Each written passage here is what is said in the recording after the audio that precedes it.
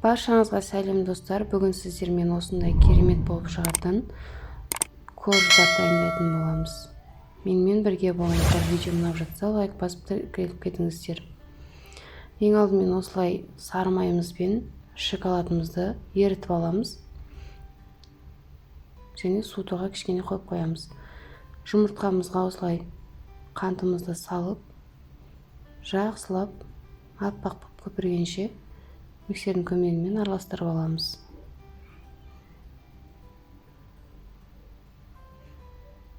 Осының үстіне сүтімізді құямыз, жақсылап араластырамыз.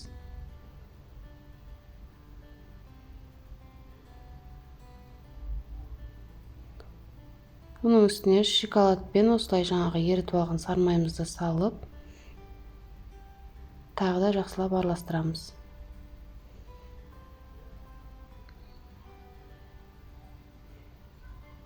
Өте оңай әрі тез жасалады. Мен сникерс тортына осындай корж дайындаймын үнемі. Сондықтан барлықтарыңызға жасап көруге кеңес беремін.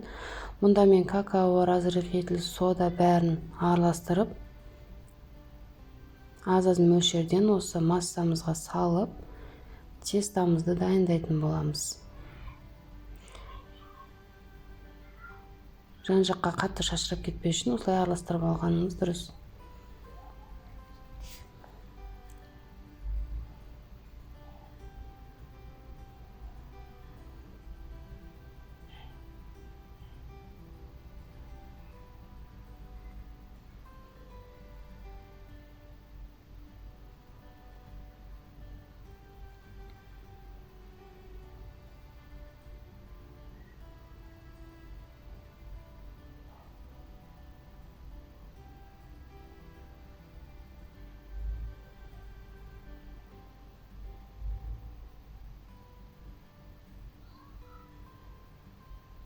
Міне осындай болып шығады тестамыз. Өте керемет болып шығады, дәмі де керемет.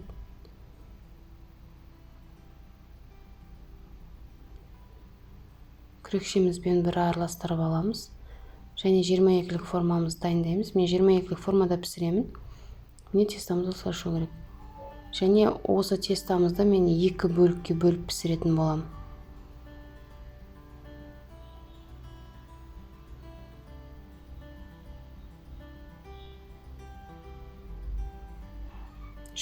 градуста жарты сағат 40 минуттай пісіріп аламыз. Өте тез піседі.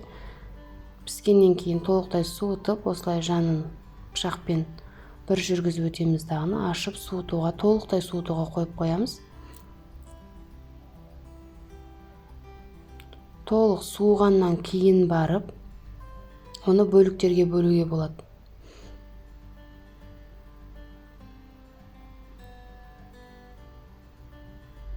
Міне мен осылай екеуінде пісіріп алып, суытуға қойдым.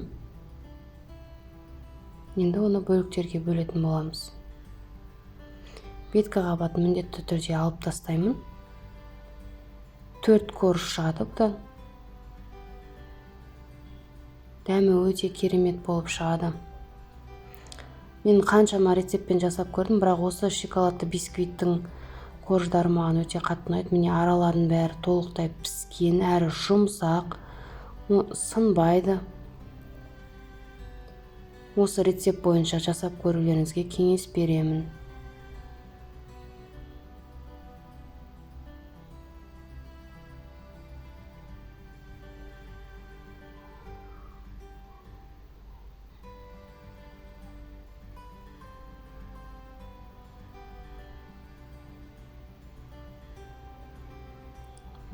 Өте керемет болып шығады. Дәмі де ерекше.